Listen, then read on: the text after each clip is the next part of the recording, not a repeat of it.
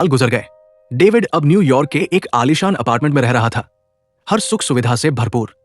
घर की दीवारें दुनिया भर की तस्वीरों से सजी थी। एक खुफिया कमरा था जहां अलग अलग देशों की करेंसी रखी थी। दुनिया उसकी मुट्ठी में थी।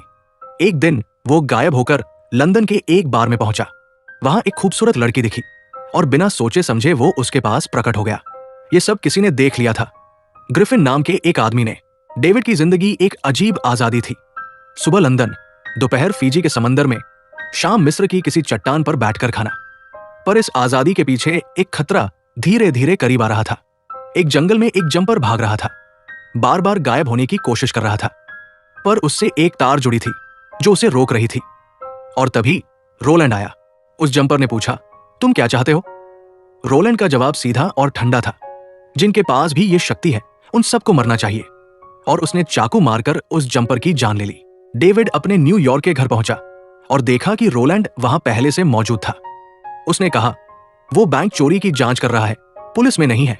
डेविड ने उसे निकल जाने को कहा, पर रोलैंड ने एक डिवाइस से जोरदार बिजली का झटका दे दिया।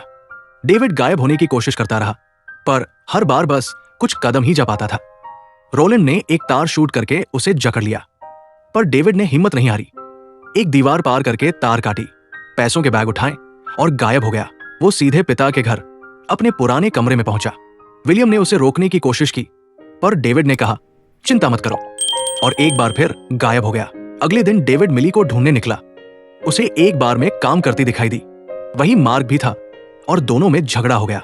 डेविड ने मार्क को गायब करके बैंक की तिजोरी में छोड़ दिया। फिर वो मिली के पास लौटा। डेविड ने झूठ बोल दिया कि वो बैंक में काम करता है। मिली ने बताया कि उसका सबसे बड़ा सपना है पूरी दुनिया घूमना। डेविड ने कहा, चलो मेरे साथ रोम, और मिली खुशी खुशी मान गई।